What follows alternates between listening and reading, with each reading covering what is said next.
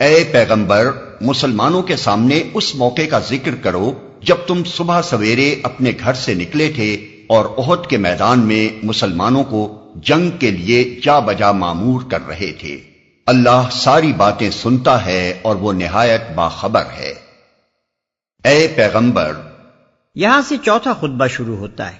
یہ جنگ احد کے بعد نازل ہوا ہے اور اس میں جنگ احد پر تبصرہ کیا گیا ہے۔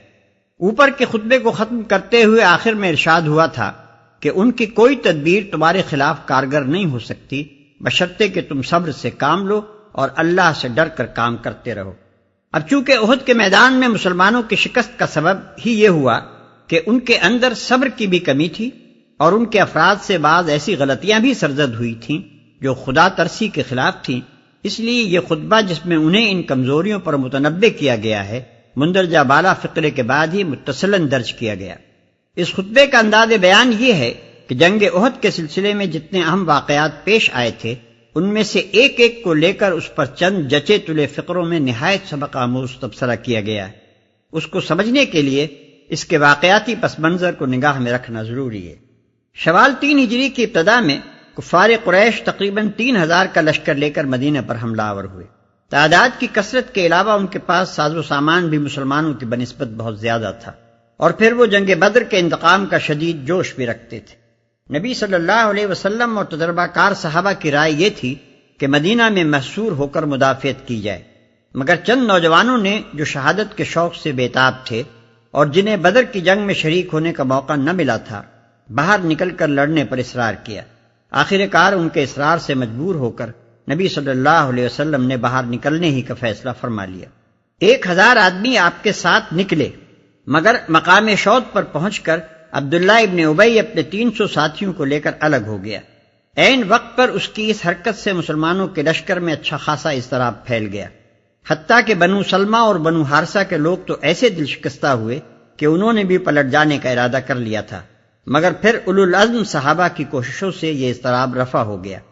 ان باقی ماندہ 700 آدمیوں کے ساتھ نبی صلی اللہ علیہ وسلم آگے بڑھے اور احد کی پہاڑی کے دامن میں مدینہ سے تقریباً 4 میل کے فاصلے پر اپنی فوج کو اس طرح سفارہ کیا کہ پہاڑ پشت پر تھا اور قریش کا لشکر سامنے۔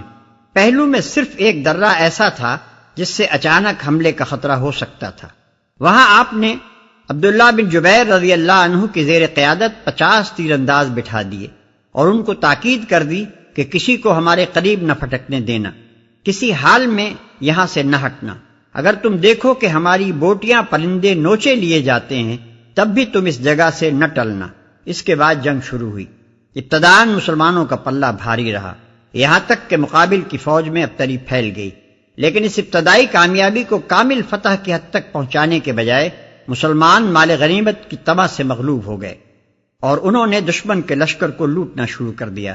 ادھر جن تیر اندازوں کو نبی صلی اللہ علیہ وسلم نے عقب کی حفاظت کے لیے بٹھایا تھا، انہوں نے جو دیکھا کہ دشمن بھاگ نکلا ہے اور غنیمت لٹ رہی ہے تو وہ بھی اپنی جگہ چھوڑ کر غنیمت کی طرف لپکے۔ حضرت عبداللہ بن جبیر رضی اللہ عنہ نے ان کو نبی صلی اللہ علیہ وسلم کا تاکیدی حکم یاد دلا کر بہتیرا روکا، مگر چند آدمیوں کے سوا کوئی نہ ٹھہرا۔ اس موقع سے خالد بن ولید نے، جو اس وقت لشکر کفار کے رسالے کی کمان کر رہے تھے، بر وقت فائدہ اٹھایا اور پہاڑی کا چکر کاٹ کر پہلو کے درے سے حملہ کر دیا۔ عبداللہ ابن جبیر رضی اللہ عنہ نے، جن کے ساتھ صرف چند ہی آدمی رہ گئے تھے، اس حملے کو روکنا چاہا مگر مدافعت نہ کر سکے اور یہ سیلاب یکایک مسلمانوں پر ٹوٹ پڑا۔ دوسری طرف جو دشمن بھاگ گئے تھے وہ بھی پلٹ کر حملہ آور ہو گئے۔ اس طرح لڑائی کا پانسا ایک دم پلٹ گیا اور مسلمان اس غیر متوقع صورتحال سے اس قدر سراسیمہ ہوئے کہ ان کا ایک بڑا حصہ پراگندہ ہو کر بھاگ نکلا۔ تاہم چند بہادر سپاہی ابھی تک میدان میں ڈٹے ہوئے تھے۔ اتنے میں کہیں سے یہ افواہ اڑ گئی کہ نبی صلی اللہ علیہ وسلم شہید ہو گئے۔ اس خبر نے صحابہ کے رہے سہے ہوش و حواس بھی گم کر دیے اور باقی ماندہ لوگ بھی ہمت ہار کر بیٹھ گئے۔ اس وقت نبی صلی اللہ علیہ وسلم کے گرد و پیش صرف 10-12 جانثار رہ گئے تھے اور آپ صلی اللہ علیہ وسلم خود زخمی ہو چکے تھے۔ شکست کی تکمیل میں کوئی کسر باقی نہ رہی تھی، لیکن عین وقت پر صحابہ کو معلوم ہو گیا کہ حضرت صلی اللہ علیہ وسلم زندہ ہیں، چنانچہ وہ ہر طرف سے سمٹ کر پھر آپ کے گرد جمع ہو گئے اور آپ کو بسلامت پہاڑی کی طرف لے گئے۔ اس موقع پر یہ ایک معمہ ہے جو حل نہیں ہو سکا کہ وہ کیا چیز تھی جس نے کفار مکہ کو خود بخود واپس پھیر دیا۔ مسلمان اس قدر پراگندہ ہو چکے تھے کہ ان کا پھر مجتمع ہو کر باقاعدہ جنگ کرنا مشکل تھا۔ اگر کفار اپنی فتح کو کمال تک پہنچانے پر اصرار کرتے تو ان کی کامیابی بعید نہ تھی، مگر نہ معلوم کس طرح وہ آپ ہی آپ میدان چھوڑ کر واپس چلے گئے۔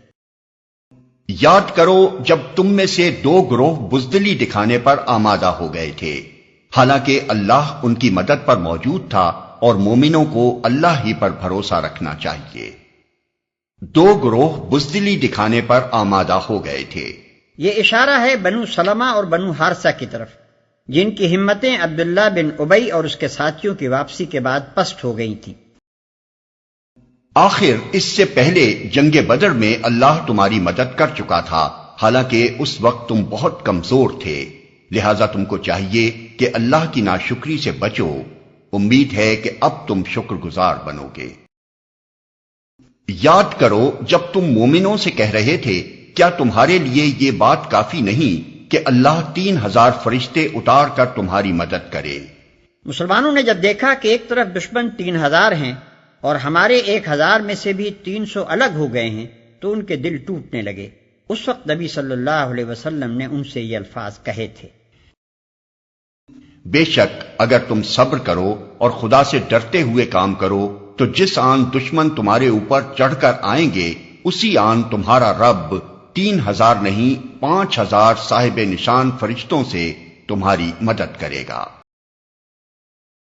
یہ بات اللہ نے تمہیں اس لیے بتا دی ہے کہ تم خوش ہو جاؤ اور تمہارے دل مطمئن ہو جائیں۔ فتح و نصرت جو کچھ بھی ہے اللہ کی طرف سے ہے، جو بڑی قوت والا اور دانا و بینا ہے، اور یہ مدد وہ تمہیں اس لیے دے گا تاکہ کفر کی راہ چلنے والوں کا ایک بازو کاٹ دے یا ان کو ایسی ذلیل شکست دے کہ وہ نامرادی کے ساتھ پسپا ہو جائیں۔ اے پیغمبر، فیصلے کے اختیارات میں تمہارا کوئی حصہ نہیں، اللہ کو اختیار ہے، چاہے انہیں معاف کرے چاہے سزا دے، کیونکہ وہ ظالم ہیں۔ زمین اور آسمانوں میں جو کچھ ہے اس کا مالک اللہ ہے، جس کو چاہے بخش دے اور جس کو چاہے عذاب دے، وہ معاف کرنے والا اور رحیم ہے۔ نبی صلی اللہ علیہ وسلم جب زخمی ہوئے تو آپ کے منہ سے کفار کے حق میں بد دعا نکل گئی، اور آپ نے فرمایا کہ وہ قوم کیسے فلاح پا سکتی ہے جو اپنے نبی کو زخمی کرے۔ یہ آیات اسی کے جواب میں ارشاد ہوئی ہیں۔